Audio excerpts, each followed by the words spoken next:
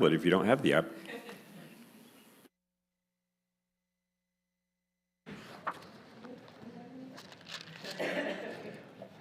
all right. Good to see you today. So we're in week 3 on our 7-week series called Shalom. And we've talked about spiritual health. We've talked about physical health. We are going to be talking about mental health today. Fun topic, right? You've got a very flawed brain leading you in this topic on mental health and thought life, all right? So I'm just putting out a disclaimer right out front, all right? So, scary thing to enter into this brain, all right? I'm going to quote a couple of song lyrics here to you, and you can tell me who this is. Do you have the time to listen to me whine? Right off the bat. Who got that first? Oh, simultaneously. Chris and Erica, Green Day. Do you have the time to listen to me whine about nothing and everything all at once? I am one of those melodramatic fools, neurotic to the core, no doubt about it. Sometimes I give myself the creeps. Sometimes my mind plays tricks on me. It all keeps adding up. I think I'm going nuts. Am I just paranoid or am I just stoned? Hey, admit it. Some of you have been there. All right. Don't raise your hand, though. Don't raise your hand. Okay. Yeah. The brain, the mind, thought life. What a crazy topic. Have you ever thought about your thoughts? Have you ever asked the question, like, where in the world did these thoughts come from? All these thoughts spinning around in our brain. And I've got one of those brains that's quite overactive. Like you might call it a racing brain, probably based on some long-stemming anxiety issues that I've had since I was a little kid. And my insomnia was based on this thing I couldn't hardly shut my brain off, right? I'd just sleep a couple hours a night, and then the rest of the night my brain would be up and running, so I would just read. I got a lot of reading done for 30 years when I didn't sleep much. Where do your thoughts come from? Are they all coming from your own self? Obviously, you've been inputted in with lots of information from the time you're born, really probably even from the time you're in utero, right? Because you can hear and pick up on things even then, and then you're born, and then this incredible brain that's still more powerful, like when a baby comes out, that brain that's in that baby is more powerful, and more dynamic, and more incredible than any advanced computer that we could ever put together today. And it's still way more advanced than any AI that we have today, all right? So it starts taking in information and learning and growing at rates that are just beyond belief when you break it down and analyze it in algorithms and analysis and stuff like that. So where do our thoughts kind of come from? Certainly they come from our own self, but we've had tons and tons of inputs in our life. We've had significant figures, our parents and authority figures, input, siblings, input, people we went to school, inputs, teachers, inputs, lots and lots of inputs, and these brains of ours just take all those inputs in, begin to analyze them, begin to put them into narratives, and then we begin to construct realities within our brain about how to navigate this world, how to survive in this world, how to be generative in this world. It's in a crazy, crazy thing, this brain of ours. Plus, if you believe in God, which I do, maybe God can put some thoughts in this brain of ours, right? And then we also have thoughts that seem like almost the opposite of good thoughts. Have you ever had any of those thoughts? Like you're going, where'd that thought come from? I don't even want to tell anybody that thought. That's a little scary. Where'd that thought come from? Where did thoughts come from? Well, there's 2 therapy models that I really love that I'd highly recommend if you ever think you need it, all right? DBT, dialectical behavioral therapy, one of my favorites, and the other one is IFS, internal family systems. The idea behind internal family systems, which was founded by Richard Schwartz, who's still alive, is that significant others, authority figures, parents, siblings, people that are inputting into our lives when we're very, very young, when our brains are rapidly developing and taking in information and creating narratives and trying to survive and all that kind of stuff. So when all those inputs come into our lives, they kind of function like internal family systems. It's like there's the voice of dad, and there's the voice of a sibling, and there's the voice of a teacher, and there's the voice of a parent, And so it's like our brain has a constellation of voices that come from the inputs that we received when we're growing up. And so Richard Schwartz began to realize that it's important to sort of think about these internal family systems that are in our brain. And guess what? It just so happens that there was a Pixar movie that came out over a decade ago called Inside Out that is actually loosely based on internal family systems, which was founded by Richard Schwartz. So, by the way, I'm hoping to get Richard Schwartz on my podcast just so I can interview the founder of this system that Inside Out was based on, loosely, all right? So I want to show you a clip from Inside Out that kind of illustrates how these internal voices, these thoughts in our brain might work. So let's roll that clip real quick. I found a junior hockey league right here in San Francisco, and get this, tryouts are tomorrow after school. What luck, right? Hockey? Uh-oh, what do we do? Guys, here, you pretend to be Joy. Won't it be great to be back out on the ice? Oh yeah, that sounds fantastic. What was that? That wasn't anything like Joy. Because I'm not Joy? Yeah, no kidding. Did you guys pick up on that? Sure did. Something's wrong. Should we ask her? Let's probe, but keep it subtle so she doesn't notice. So, how was the first day of school? She's probing us. I'm done. You pretend to be Joy. What? Okay, It was fine, I guess. I don't know. Oh, very smooth. That was just like Joy. Something is definitely going on. She's never acted like this before. What should we do? We're gonna find out what's happening, but we'll need support. Signal the husband. With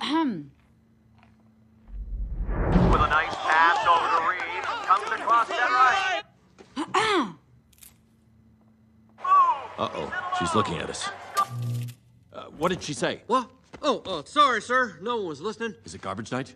We left the toilet seat up. What? What is it, woman? What? He's making that stupid face again. I could strangle him right now. Signal him again.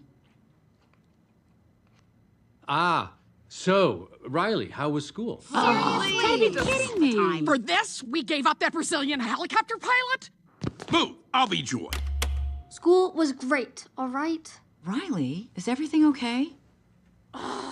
Sir, she just rolled her eyes at us. What is her deal?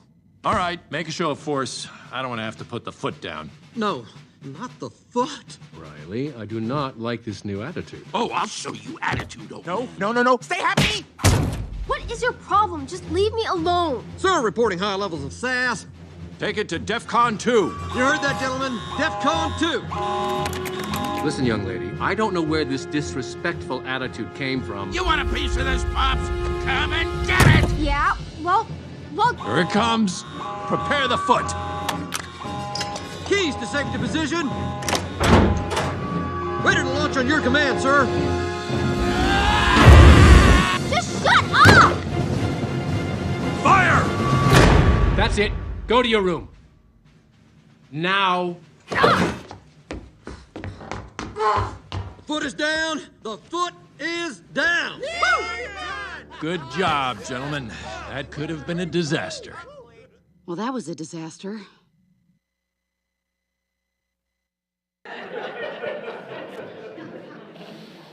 All right. Can you relate? Can you relate?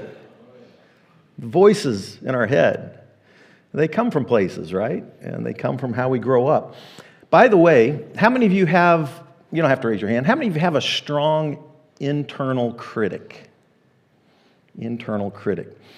I have worked with lots of people who grew up in all kinds of environment. What's interesting to me is the people that grew up in very conservative religious environments many times have the worst internal critic, which has been fascinating to me. So if you think about really strong Catholic people, Catholics are some of the most guilt-ridden people on the planet. That's not a criticism of Catholics, because I grew up in a Southern Baptist church, and they're right next to that group, right? And, we're kind of taught to, just think of ourselves as dirty, rotten sinners right from the get-go. And we're taught to kind of think about being guilty for all kinds of stuff that are sometimes just being human, right? And so we have all this guilt that kind of inputs into our life around just being human sometimes. And so then we develop this really strong internal critic with these voices that we're raised with. And what happens a lot of times is that we're also at the same time raised to love others and to care for others and to be a compassionate person.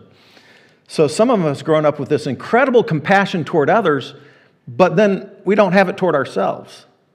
Like, in my own internal mind, I can say some of the harshest things to myself when I get mad at myself that I would never ever say to another person, nor would I even hardly ever feel that way toward another person, but I can actually feel that way toward myself. And so we can develop harsh voices that sometimes don't even speak the truth to us. And then we have this ancient part of our brain called the amygdala, all right? I've tried to help you get a handle on that. That's the most ancient reptilian part of the brain. It's the fight, flight, freeze part of the brain, and it's the part of the brain that develops PTSD around trauma.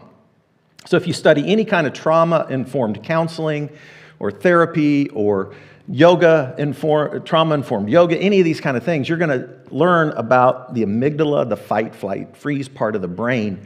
And that's really the part of the brain that scans our horizon as we're very young. It scans the horizons for dangers that can kill us, that can threaten us.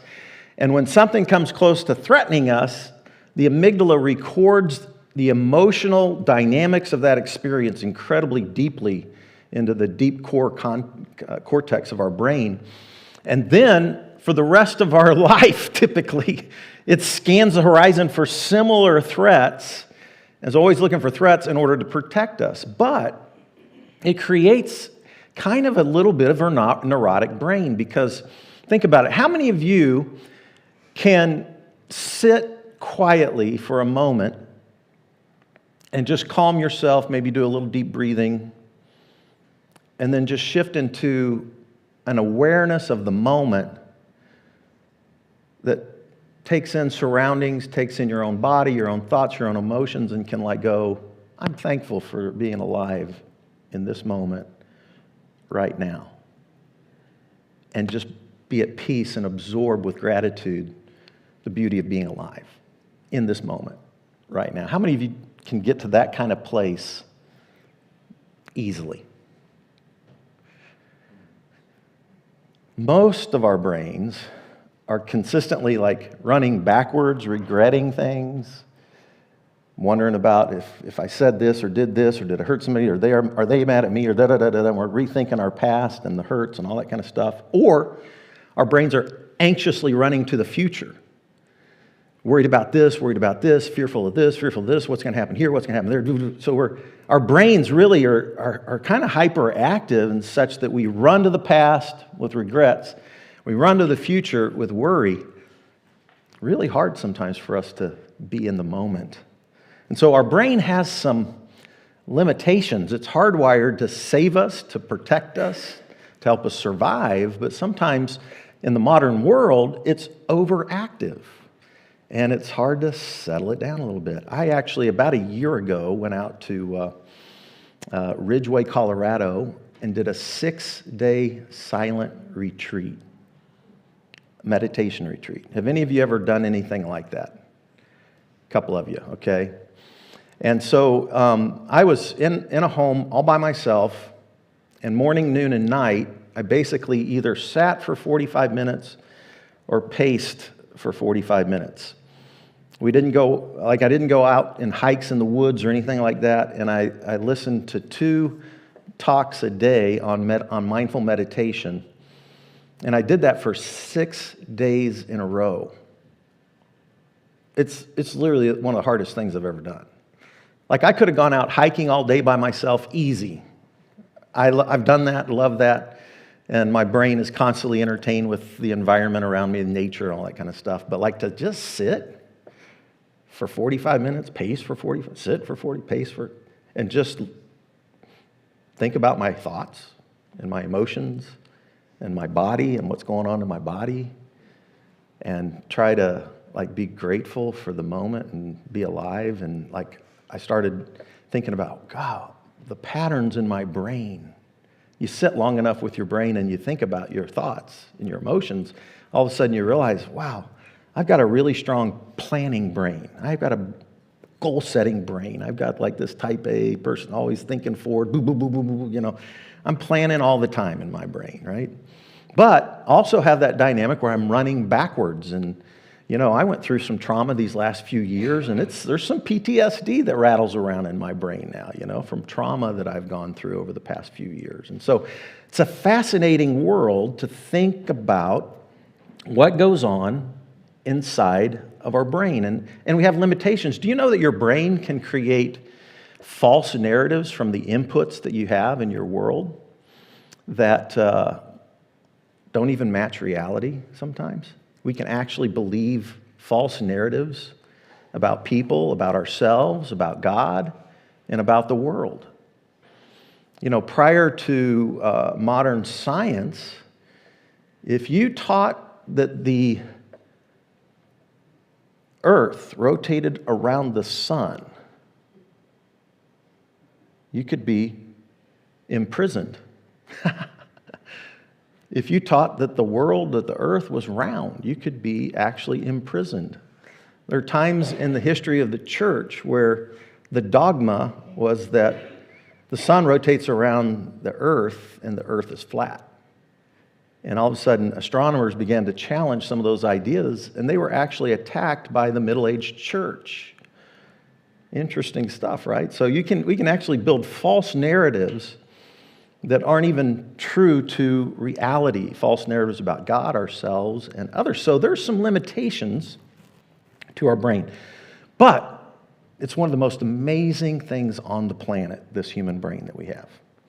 And so how do we shape it in loving, positive, mental health-oriented ways? Well, neuroscientists have told us that the brain is amazing. Like, from the time you're born to the time you're 25, your brain is and neuroscience call this neuroplasticity, all right? Your brain is very, very alive and can learn so quickly. When's the best time to learn a new language? When you're 3, 4, 5. You can learn 2, 3, 4, 5 languages when you're young, no problem. You can learn multiple instruments when you're young, no problem. But then the brain kind of slows down after you hit about 25. It slows down. But it's not impossible to rewire your brain even when you're in your 50s, 60s, 70s, 80s. An 80-year-old could still learn to play an instrument or learn a new language. They would just have to work much, much harder at it than a 5-year-old or a 6-year-old, okay? There was a great analysis of this neuroplasticity that I loved called the backwards bike. And I shared a video one time on a backwards bike, and basically what happened was a guy engineered the bike so that when you turn it to the left, it goes right, and when you turn it to the right, it goes left. Okay? And then if any of you know how to ride a bike, then they hand you this bike and they try to get you to ride it. And I shared this story one time, and then a guy in my church actually made a backwards bike and gave it to me. So I actually have one of these. And did you try to ride it, Tim? Okay, Dave Hudson tried to ride it. Several of our cycling buddies tried to ride it. And the best mountain bikers with the most skill in the entire Midwest tried to ride the backwards bike, none of them could even get a full circle rotation on the pedals without falling off the bike. Why? Because you learn to ride a bike when you're very, very young, and all the algorithms that it takes to learn how to balance and move and pedal and steer and all those kind of things are super complex. And your young brain just takes those in really fast. You fall down a few times, skin your knees. Your dad puts you back on your bike and says, keep going. And you learn how to ride, right? And then now, all of a sudden, you get a backwards bike, and the algorithms of your brain, if you're young, a young kid can learn to ride a backwards bike in about a day. Adults takes them about a week of working on that every single day before magically, all of a sudden, the brain picks up on the new algorithms and can ride the backwards bike. But it takes a lot of work and a lot of effort. Kids can do it in a fraction of the time that adults can do it. So what's that say about our brain? The inputs that we take into our brain are incredibly important, right? Inputs about self-love, self-compassion, self-care, converting our internal critic into a self-compassionate voice, it can actually happen. But many times it takes work. It takes work in therapy, it takes work in groups, it takes work in what you read, it takes group in what you input. And by the way, if you're a big social media nut, just watch Social Dilemma. And what you'll see is that the people who have founded all of the social media platforms build algorithms to keep you clicking, to keep you moving from one thing to the next to the next. And you know what hooks people more than anything in the social media world? It's anger and hatred. That hooks people like a drug onto social media, and then the algorithms continue to feed you anger and hatred. And so algorithms are creating what do platforms want? They want you on there all the time because that's how they make money, right? So then they hook you with some of the basest of human interest and the basis of our internal critic and the way we then try to hate and judge other people and shame other people. This is how many times inputs into our brain work. So we have to consciously counteract all that. We have to work through our trauma. We have to work through our negative critical thought life. We have to work through the inputs, think about the inputs, and realize God calls us what? To love God with all of our whole being. But what's one part of our whole being? Love God with our mind. With our mind. And I love this verse from the Apostle Paul, Philippians 4:8. And now, dear brothers and sisters, one final thing. Fix your thoughts. Man, think about if we had algorithms in social media that did this. Think about that for a minute. Think about social media algorithms that fed this to people. Listen. Fix your thoughts on what is true and honorable and right and pure and lovely and admirable. Think about things that are excellent and worthy of praise. What if algorithms fed us that? Our brains can heal, folks. Do you know that? One of the things I learned in the recovery world is that if you've been addicted to a substance, your brain, your prefrontal cortex can actually be damaged. And if you go sober for about 9 months, over that 9-month period of sobriety, your brain actually begins to heal and rewire itself. There's a great book by one of my favorite neuroscientists called Live Wired by David Eagleman. And it talks about how even as adults, we can retrain our brains if we work at it. If we hang out with the right people in the right communities and input the right inputs and begin to build people and community and life around love, around learning, around growing, around healing, around loving. If we do these things, it actually begins to rewire our brains around love. How would you like to rewire your brain around love?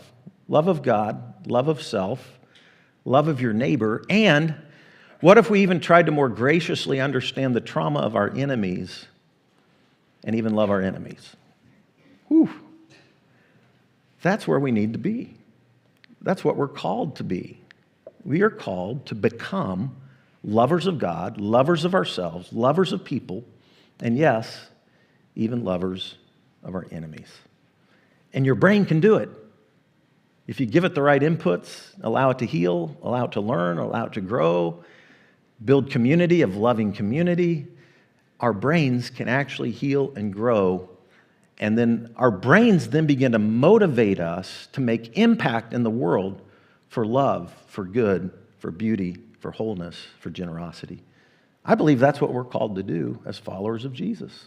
Love God with our brain, with our mind.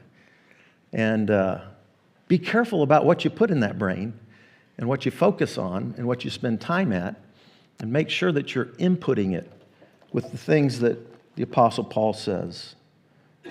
What is true, what is honorable, what is right, what is pure, what is lovely, what is admirable.